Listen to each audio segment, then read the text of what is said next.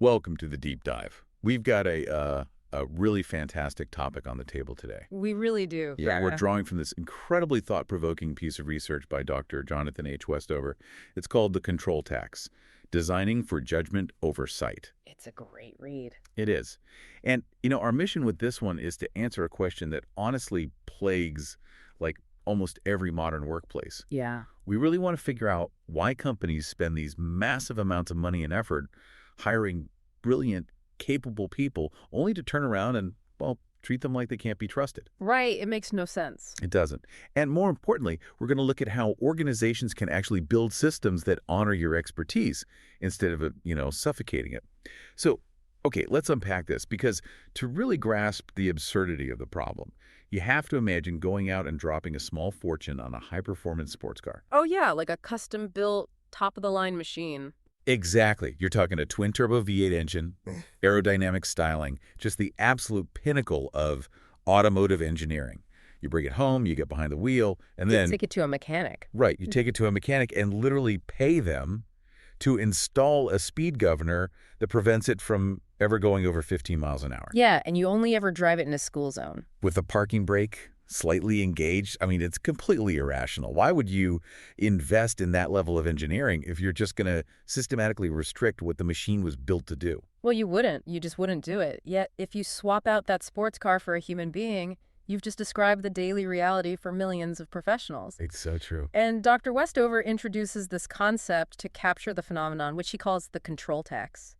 It's a profound way to reframe a really common frustration. The control tax. I love that term. Yeah, he defines it as the hidden financial, reputational, and cultural cost of managing capable employees through surveillance rather than trust. The core insight here is that control has basically become a lazy substitute for the much harder work of designing environments where human judgment can actually thrive. And, I mean, you, the listener, probably know this feeling intimately. You get hired because of your unique expertise, your seasoned judgment, your track record. But then week one on the job, you find yourself trapped in this endless maze of pre-approval queues. Oh, the daily status updates. Yes. And managers needing to CC themselves on literally every mundane email you send. And the financial cost of this tax is just wild. It's staggering. The research points out that replacing a mid-career professional costs between 1/2 to 2 times their annual salary. So if you make $100,000, your company might burn up to $200,000 just to replace you, simply because they wouldn't get out of your way. Yeah, and the financial bleed, it compounds so quickly because of how turnover actually works in high-control environments.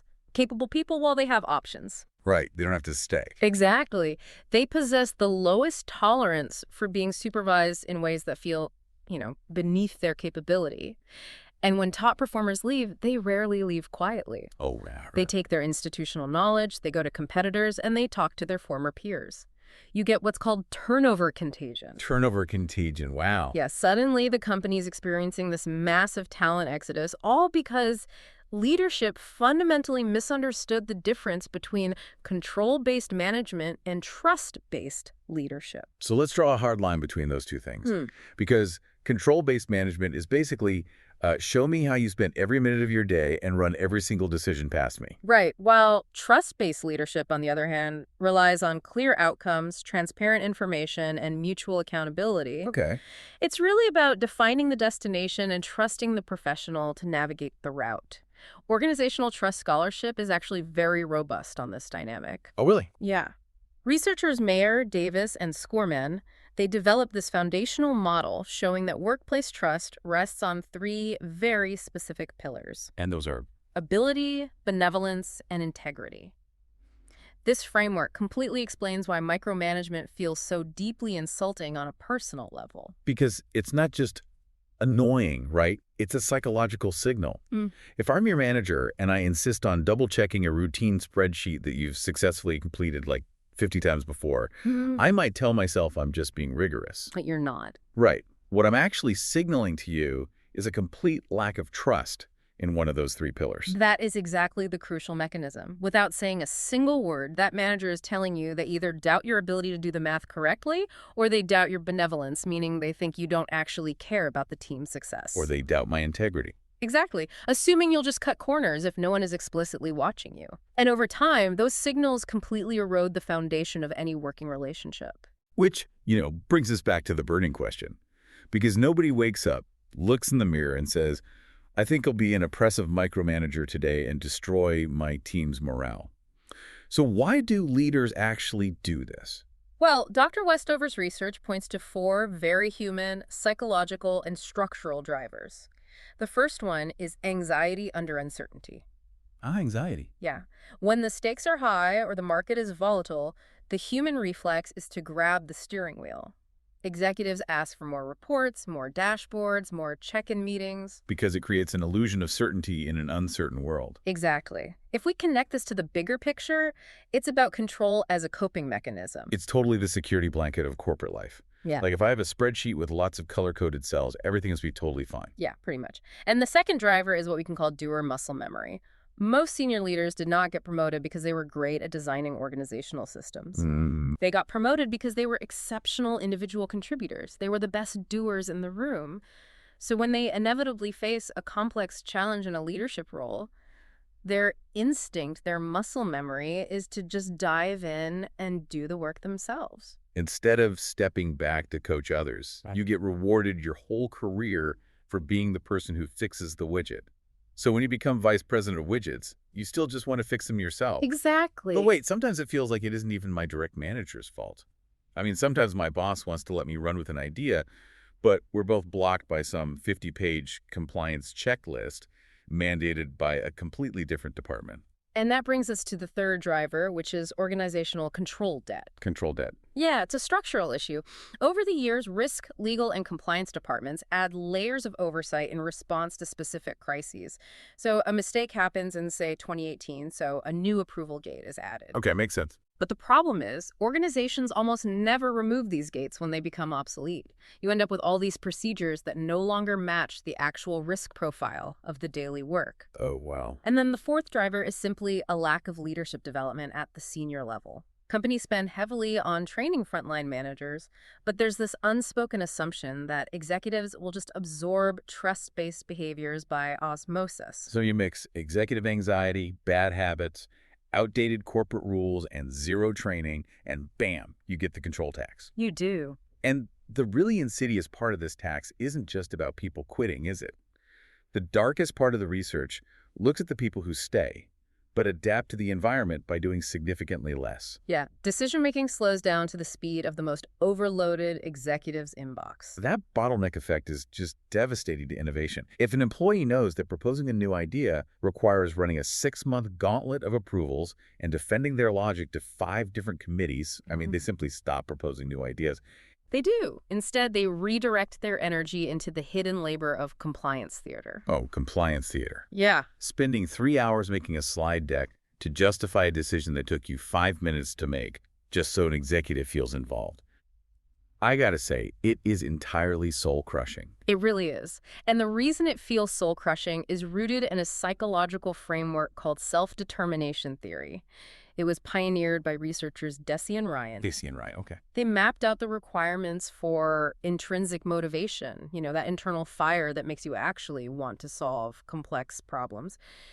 They found it requires 3 elements: autonomy, which is the feeling that you have choices. Right. Competence, the feeling that you are capable and effective.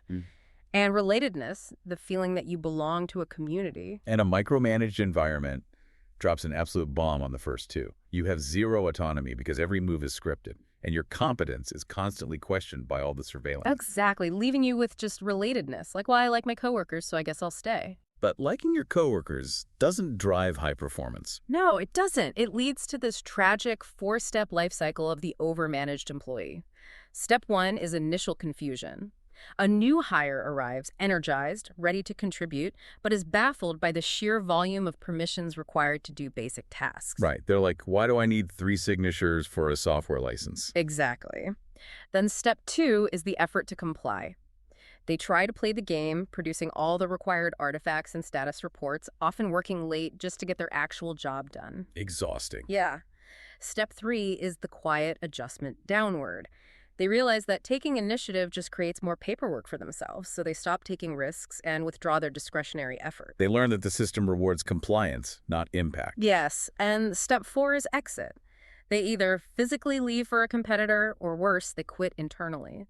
They stay on the payroll but become permanently disengaged, just doing the bare minimum to avoid getting fired. Okay, I have to play devil's advocate here for a second.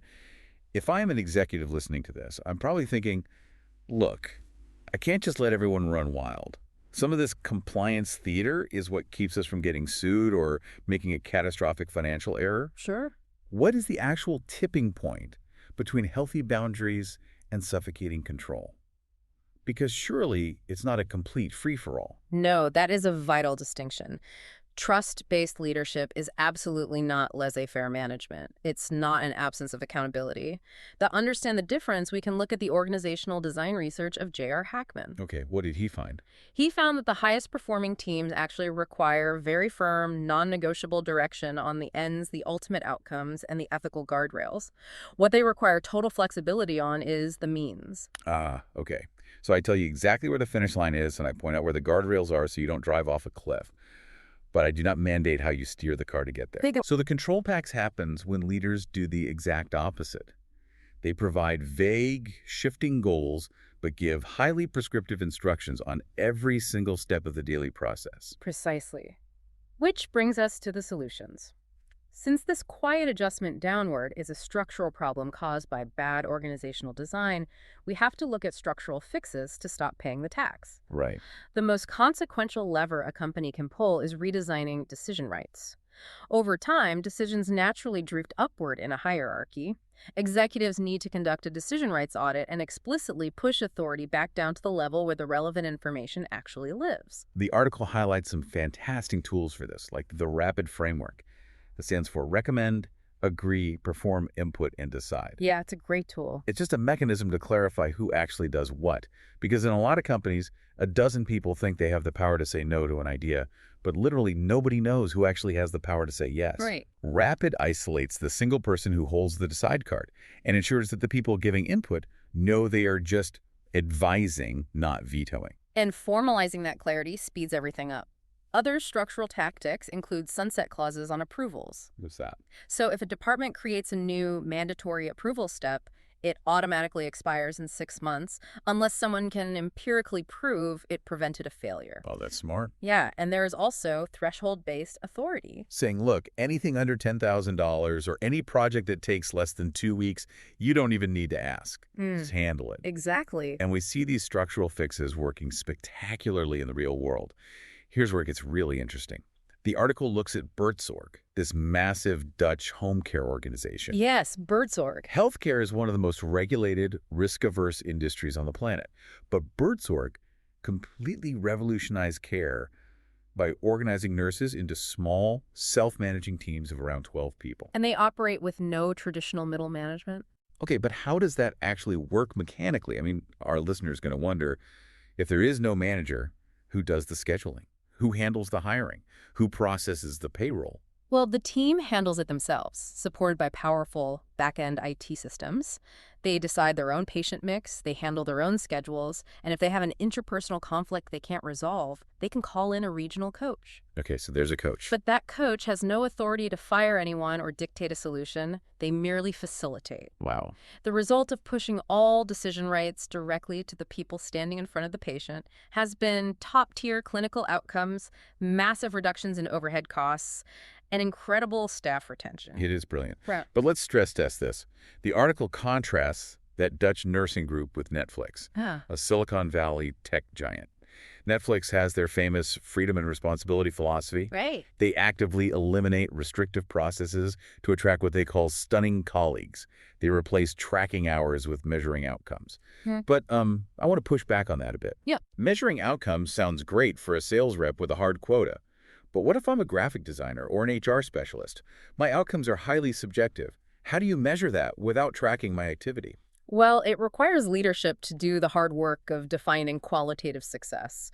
For an HR specialist, an outcome metric isn't hours spent interviewing. It's new hire retention rate at 6 months or time to fill critical roles. Oh, I see. For a designer, it might be delivering 3 campaign concepts that meet the specific brand criteria by Friday. Netflix succeeds because they set rigid context and rigorous outcome expectations, but they don't care if the designer worked at 2 a.m. or took Tuesday afternoon off. That makes total sense. Both Bertsorg and Netflix redesigned their architecture to eliminate what we call proxy metrics. Proxy metrics, measuring presence or activity, like how fast you reply to a Slack message, as a proxy for actual value creation. Exactly. When you stop tracking activity and start tracking value, the need for micromanagement basically evaporates. But structure is completely useless without a culture to support it. Hmm. I mean, you can train my whole team on the rapid framework, but if I know that the second I make a wrong call using my new authority, my boss is going to scream at me in front of the department, You won't make the call. I am never making a decision. I'm going to kick it right back up the chain. Giving someone authority on paper means absolutely nothing if they are terrified of the social consequences. And that is the crux of cultural rewiring, specifically around the concept of psychological safety. Amy Edmondson's decades of research established that psychological safety is a non-negotiable prerequisite for innovation and complex problem solving. Right.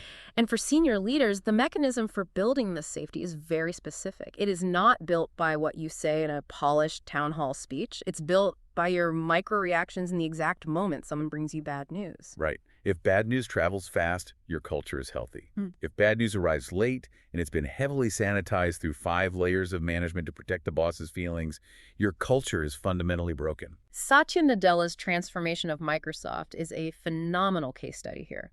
He deliberately shifted the culture from a punitive know-it-all stance to a curious learn-it-all stance. I remember that. He visibly modeled fallibility. By changing how the executive team reacted to failure, he unlocked massive strategic risk-taking that the prior culture had completely suppressed. But getting executives to let go of control is hard. The article talks about executive coaching focused on visible delegation.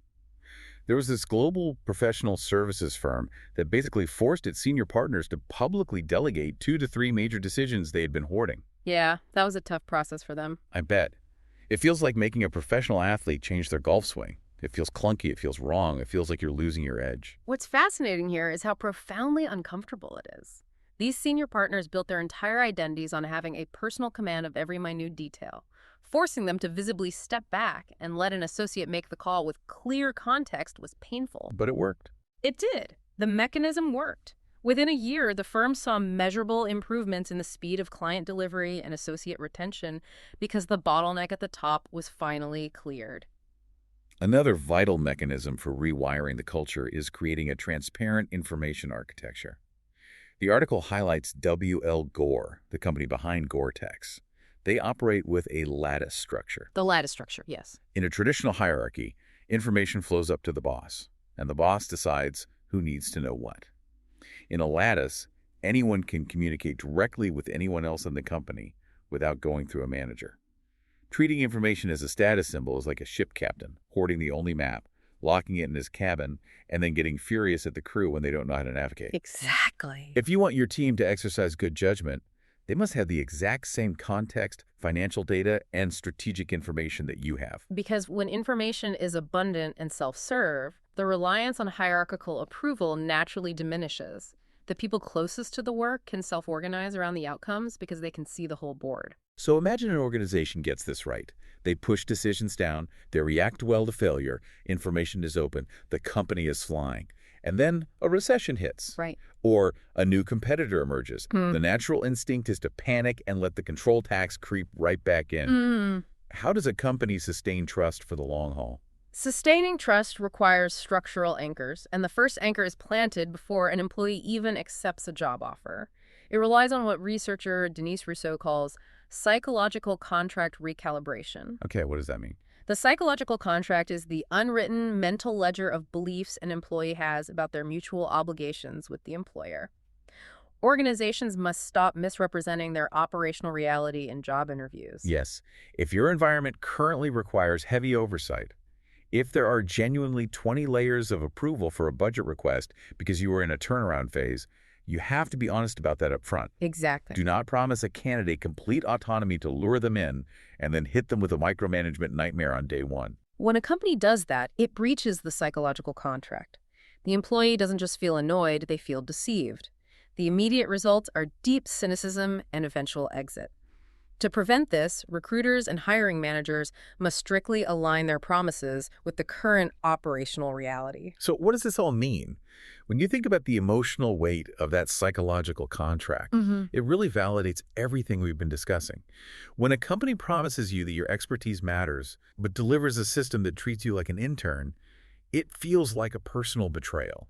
It is a systemic betrayal. Now, the second anchor for the long haul is establishing distributed leadership architectures. A prime example is Hair, the massive Chinese appliance manufacturer. They're huge. Yeah, they had 80,000 employees and realized they were becoming too slow, so they implemented the Rendenhai model. They broke their massive bureaucracy down into about 4,000 small, market-facing micro-enterprises. But how does a micro-enterprise function inside a giant corporation? Well, each microenterprise has its own profit and loss responsibility. They literally operate like internal startups. If a product team needs HR or marketing services, they can buy them from internal teams. Oh, wow. But if the internal HR team is too slow or too controlling, the product team has the authority to hire an outside agency. By distributing financial authority rather than concentrating it at the top, Hare ensures that control is dictated by market needs, not executive egos. That's incredible. And the third anchor? Is continuous learning systems. Because work design is never a one-and-done project. You don't just roll out the rapid framework on a Tuesday and assume it stays fixed forever. Right. Organizations need regular pulse measurements of autonomy. They need after-action reviews that focus on the quality of the decision process itself, not just the financial result.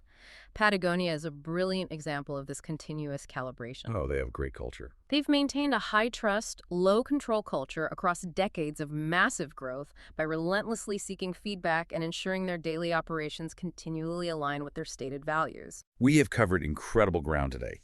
Let's distill the core advice for any leaders listening right now. First, audit your decision rights. Find the decisions that have drifted up to your desk and push them back down using a framework like RAPID. Yes. Second, watch your micro reactions to bad news because that is your ultimate psychological safety litmus test. Third, track outcomes and value created instead of monitoring activity in hours. And finally, close the gap between your recruiting promises and your operational reality. Stop the bait and switch. Because trust is not a personality trait. It is a design problem. The leaders who are willing to do the hard, disciplined work of redesigning their systems will keep the exceptional talent that everyone else loses. Absolutely. And I want to leave you, our listener, with one final provocative thought that builds on everything we've explored today. Think about the explosive rise of artificial intelligence over the last year. It's changing everything. It really is. As AI gets exponentially better at handling codifiable, routine tasks, checking for compliance, and generating status reports, what is left for the human worker. In the very near future, the only unique value humans will bring to an organization is their complex judgment, their adaptability, and their creative problem solving. Exactly. Therefore, paying the control tax won't just be an expensive bad habit. Suppressing human judgment in favor of rigid oversight will be an existential threat. If you optimize your humans to act like compliance machines, you will lose to the actual machines.